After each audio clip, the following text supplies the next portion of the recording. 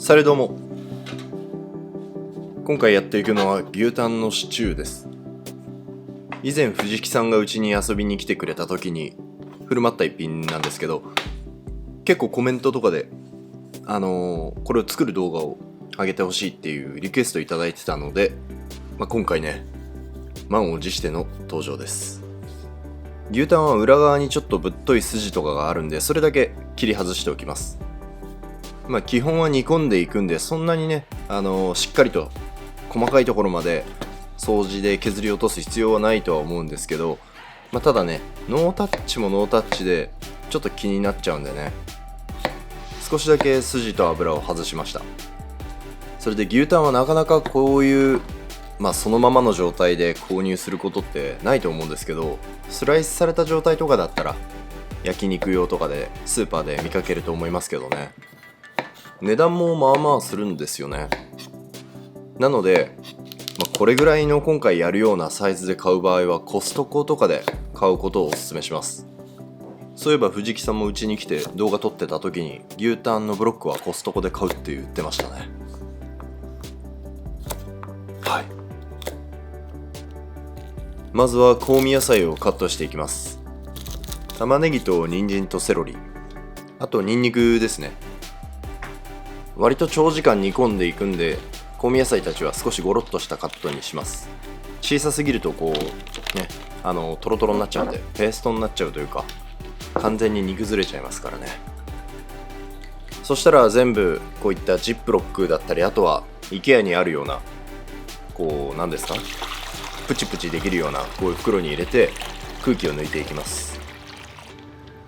それで約一晩ですね。この状態で味を染み込ませていきます。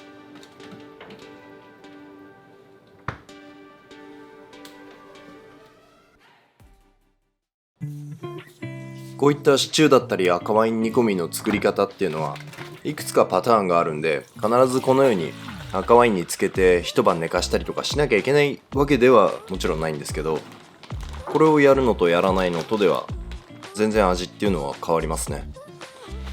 料理によっては赤ワインにつけてから2晩とか寝かす時もあります。ここからは引き上げて牛タンと野菜とあと赤ワイン、この3つに分けておきます。牛タンは水分をしっかりと拭って塩をして、そして小麦粉をふるいます。全体にまんべんなく振っておいた方がいいですね。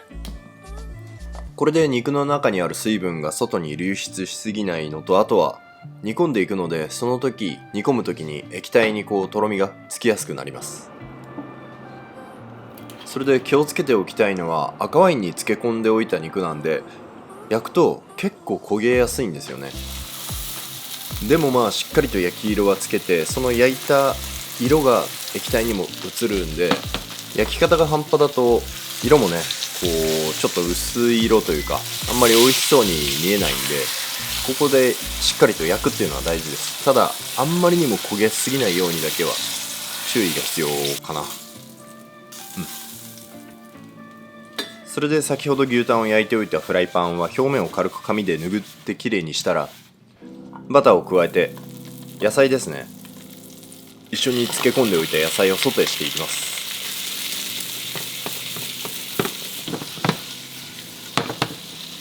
赤ワインは別鍋で煮詰めておきます。この野菜も牛タンと同じですね。しっかりと焼き色をつけておくことで液体にその色が移って濃い仕上がりになりますから、色の濃い仕上がりになりますから、このソテーも大事です。フライパンには牛タンと野菜のうまみ成分がこびりついていると思うんで、これも水でこそげ落としてそれを鍋に加えます。大きな違いはないかもしれないですけどね、まじない程度ですね。それでフォンドボーは今回ハインツのものを使ってます。それでソースや煮込み料理を作るときに隠し味っていうほどではないんですけど、コク出しの調味料があって、この砂糖とあとビネガーですね、これらを合わせてカラメル状に煮詰めていったものを加えると全体的にだいぶ味がまとまりますね。ちゃんとカラメル状にしないとただ甘ったるいだけになっちゃいますから、そこだけは何て言うんでしょう、見極めが必要というか、そんな感じです。赤ワインもね、あれだけあったのがもうこんな少なくなってますけど、これぐらい煮詰めてから加えるっていうのがまた一つポイントです。事前にしっかりと煮詰めてから加えるのとそうでない場合っていうのもだいぶ味は違いますね。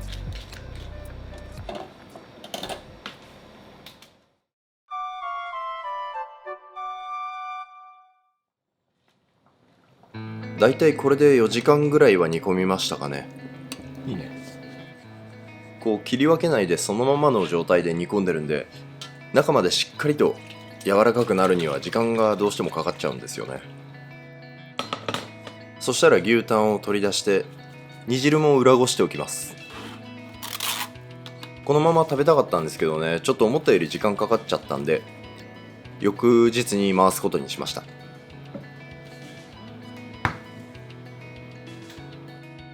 というわけでまた1日経った状態です。冷やすと余分な油がこう表面に浮いて固まりますから、これをね取り除けるっていうのがこう冷やすメリットですね。そのままね冷やさないで次の工程に移るのももちろんいいんですけどね、そうするとちょっとこういった作業がしづらいっていうのも一つあります。一度鍋に入れて液体を溶かしてから牛タンを取り出して、最後ソースの仕上げをしていきます。今これブールマルニエを加えてるんですけど、ブールマルニエって柔らかくしたバターとあと小麦粉を混ぜてこねたものです。これを加えることでソースに濃度がつくのとバターのコクがね加わって美味しく仕上がります。お好みの濃度にしたら最後もう一度裏ごしするんですけど、これはねちょっとやりすぎなぐらいこしてるんですけど、目的としては最後に加えたブールマルニエ、これがダマになってないかどうか、ダマとしてね残っちゃってるとこう口当たり悪くなりますから、そのために裏ごしをしてるといった感じです。あとは仕上げに黒胡椒、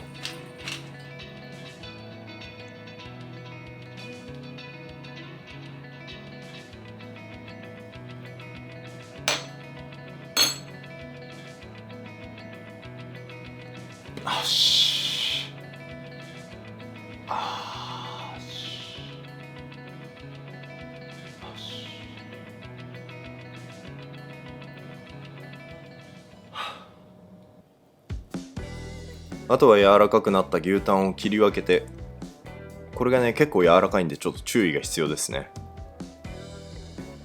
切り分けたものをさっき仕上がったソースの中に入れて温めて熱々にしてから盛り付けていきます。この時も強火でボコボコ沸かした状態にすると鍋底が焦げやすくなるんで、火力には注意します。というわけで盛り付けドレスですね。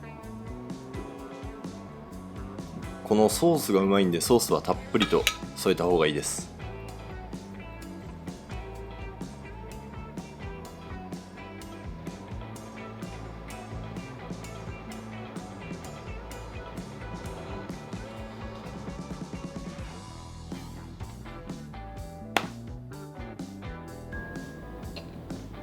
お、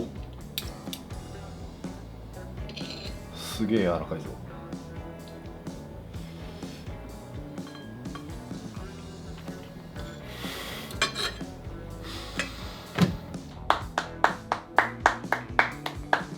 これは米だな。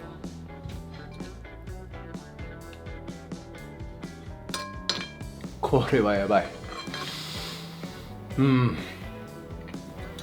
牛タン飲めるな、完全に。赤ワインの濃厚さと牛タンのうまみとこうとろけるような食感がね全部ギュッて詰まっててやばすぎるんじゃないですかね、これは。というわけで牛タンシチューでした。よかったらぜひ参考にしてみてください。それじゃあまた次回の動画でお会いしましょう。アビアント。